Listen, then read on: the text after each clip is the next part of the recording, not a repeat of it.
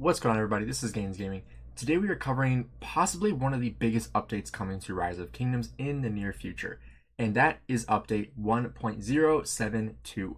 So this came out just this morning. You can see right over here, it came out just 8 hours ago. And so today we are going to be covering this update in its entirety and telling you guys exactly what you should be able to expect. It's coming on August 8th, 2023, so that is in exactly 1 week when the Heroic Tales is going to land in game. So there's a lot to unpack here, so we are just going to jump right into it. So the first thing is the new trust system and commander stories.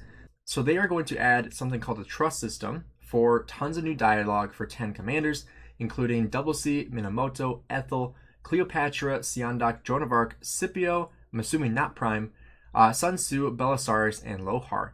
The above commanders will show up in your city where you'll be able to interact with them. You can increase their trust in you by talking to them or gifting them golden apples. As you increase a commander's trust, you'll unlock chapters in the biography and exclusive new dialogue with full English voice acting. Once they've reached a certain trust level, you'll also unlock a commander's exclusive animated emojis.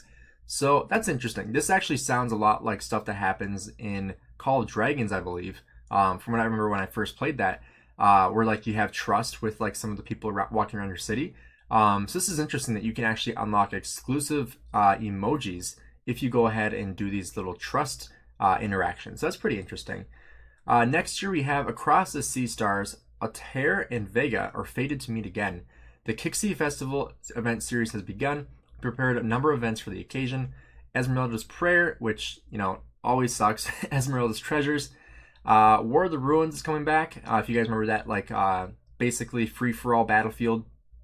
It's nice to get, you know, the free gold head and stuff like that.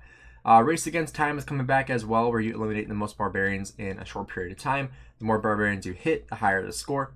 In Search of Wonders, discover ancient armaments that pave your path to power. Only open to kingdoms that are in Season 3 or Season of Conquest at the start of the event. These will all show up in the calendar there as well. And then we have some Lost Kingdom optimizations. So they are going to improve the rewards of certain Crusader improvements. For Kingdoms 2 and 3, they're going to be adding Formation and Transmutation Stones. So that's pretty interesting. They're finally going to be adding some Transmutation Stones to the Crusader achievements, because if you guys know in-game, it actually does get very expensive to buy these things out. Like, I've been recycling everything, and I literally cannot buy this thing out anymore. Like, I have almost no armaments left to recycle besides the one I have already equipped.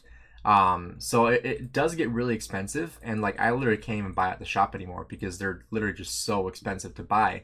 It's 450 coins to max this thing out every week, which I'm not able to keep up with. So that kind of sucks. But thankfully there are going to be more ways that you can get transmutation stones, which they said they were going to release. They're also reducing the difficulty of some Lost Kingdom Chronicle quests in the Endless War, Distant Journey, and Light and Darkness stories. We've also reduced the difficulty of capturing the Crusader Fortress. That's interesting because some people actually fail capturing that still. They're also going to be adding the Season Accolades leaderboard. In the last 3 days of Lost Kingdom, you'll be able to view the governors with the most units killed, most units lost, and most units healed in Lost Kingdom. That's interesting because if you guys remember, they are finally allowing you guys to see like your total amount of troops killed, healed, and all that kind of stuff at the end of your KVK, which is really interesting. I really like that new system. So this will be interesting to see like who the top performers were in that KVK. And the stories where you can dispatch 2 troops to join rallies. We've optimized the process for replacing a troop you've dispatched to the rally. That's good. During the first stage of the Eve of the Crusader event, you can now trade scraps of parchment with all governors in your kingdom, not just your fellow alliance members. This is huge. This is a really, really great addition here, because you had people that, you know, were going to different alliances to try to, you know, trade with different people, and it was just always a huge mess. The one downside to this, I would say, is that scraps are going to go so much faster, but that's also a pro, because if everybody in the kingdom is, you know, trading with each other, and with farm accounts too, like that's absolutely amazing, because people with farm accounts like myself can go ahead and trade with tons of people without having to go to that alliance first. So I think this is a really, really great addition. They've also optimized the Past Glory event. These changes will take effect for Lost Kingdoms that began after August 11th. The difficulty of certain stages of the event have been adjusted depending on your season, and this is huge. So this is going to take place, like I said, after August 11th. So the maximum duration of each stage of the Past Glory, which again is Marauders, training, and then finishing off with Marauder Forts. But now Marauders are going to last for 3 days for the first stage. That is absolutely amazing. Because if you guys remember, everything used to be 3 days. And then they changed it to 2. And people were like, oh my gosh, seriously? Now we have 1 less day for Marauders? So now they're actually changing it to 3 days for Marauders, 2 days for training, and 2 days for Marauder encampments. That's absolutely amazing. That's exactly what we want to see. Now there's also a limit to how many hero medallions you can earn during the 3rd stage of the event. Once you've earned the maximum number of hero medallions, you can still donate commander sculptures to speed up the construction of your Crusader Fortress, but you will not receive any hero medallions. So this is actually going to get rid of a little hack that I've showed a couple times on my channel, where you can actually donate extra sculptures to get these extra hero medallions, and then they'll give you compensation chests for it, which you'll get speed ups and resources for, like 1-minute speed ups. You'll get tons of like universals and training speed ups. So unfortunately, they are getting rid of this. You can still donate those commander sculptures to speed up the construction, obviously, but you don't get anything else for it. There's not really any reason to try to speed it up as fast as you possibly can, because in most kingdoms, it's going to finish right away, especially if you donate on farm accounts too. Like it's definitely going to go a lot faster. Next year, optimize some functional text in Lost Kingdom. Not really any effect on gameplay, as it says here. So some PC optimizations. You can now log in with your email, which is cool. Added commands when right-clicking player avatars. We'll see what that looks like. And then also just optimize the performance and design. So this is when we get into the interesting parts. So they're going to optimize the Heart's Desire event, where you can actually change the preferred commanders while the event is going, which I think is a good thing. I think this should have been the case the entire time. I thought that locking the commanders that you were selected, I think that was stupid, especially like if you expertised one while you were doing Heart's Desire, then you're like, well, now if I get this commander sculpture, like it's a waste, so why can't I change it? So I think this is a good idea. They're going to add Champions of Olympia, Ark of Osiris, and Lost Kingdom accolades to governor profile pages. We'll have to see what that looks like, because we kind of already have that kind of stuff on the profile. Like if I pull up my profile here, like you can have the achievement wall, and then you also have the Olympia section right here. So I don't know what else they're going to add onto there. We'll have to see what that looks like when it comes into game. I think this is great. If one of your troops fights multiple battles without returning to your city, all battle reports for that troop will be grouped together under a single subheading in your inbox. I think this is great, because then you'll actually be able to see like everything all at once, rather than going from report to report to report trying to see how you traded. It'll just be all in one report, which in some case will be extremely long. But now in the case where you can actually go ahead and select like the total amount of kill points that you got. So like if we go ahead, if I try to find one right about here. So like for example, like if we go into battle data, you can actually see the total sev wounds on each side. You'll actually be able to see the total in its entirety, rather than having to go from one to the next, and actually be able to see how your one troop traded through the entire time it was on the field. Now next, this is the biggest update out of everything in here. I know we've had some pretty big ones, but this is by far the biggest one, and that is the combat optimizations. And right here, they're going to add the ability to dispatch troops all at once. So you're going to be able to dispatch multiple troops. That means when you are leaving your city, if there's a fight going on right outside of your city, and like for example, I don't have any troops out right now. If like there's a murder ball right here, or even if if this guy's just walking by my city, I could just go like this and select all 5 of my troops and send them all out at once, and just absolutely annihilate this guy, which I think is good and bad at the same time. It's good in the case of, like city popping and stuff like that. But if like a whale is sitting right next to their flag, they can literally just like mass fill that thing all day long. Like before you had to, put one in, then put another one in, and another one, and another one, and another one. And like it just took a little bit longer, and that little bit of extra time, like just really slowed down the ability of keeping that thing up. But now people are able to dispatch multiple troops at once. And also the case, whales can actually send 7 troops all at the same time to swarm people that are swarming the rally or swarming the garrison. And so they can also do this on the rally too. They can just send 7 troops all at once and just start swarming the rally down. And so I think this will have a lot of implications. I think both good and bad, like I said. you definitely do not want to be fighting next to anybody's city anymore. Like that's a time in the past where you were fighting next to people's cities, which that kind of might be the death of city popping, because if you do go next to somebody's city, you don't have the chance of just getting hit by one troop. You have the chance of getting hit by 7 troops, up to 7 troops, all at the same time, which your troop will melt in seconds. So you'll definitely have to be a lot more careful fighting next to people's cities.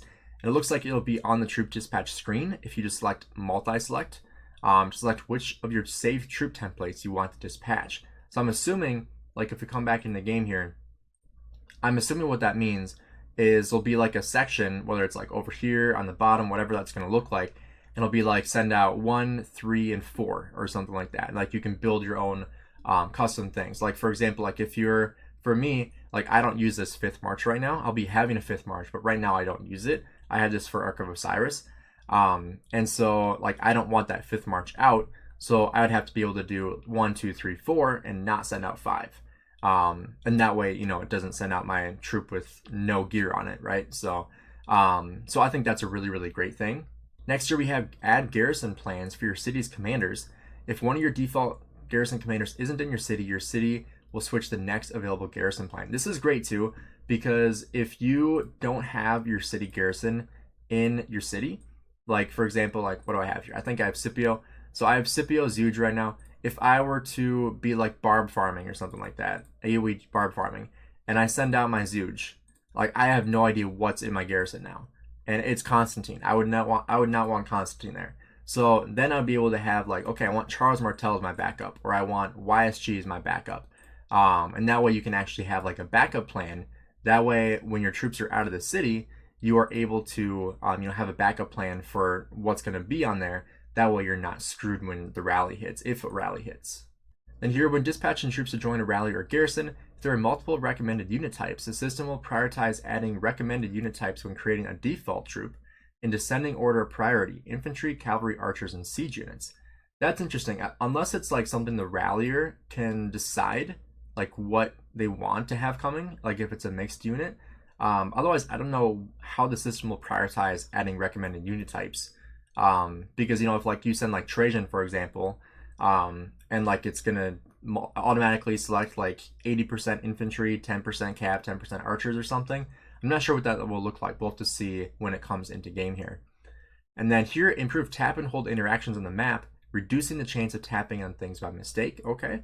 One thing I do want to see here too, eventually, is the ability to not, or I guess the inability to select on a ally rather than an enemy. So for example, if like we're on a battlefield right now, and I'm trying to fight, like I'll just take out my Nevsky.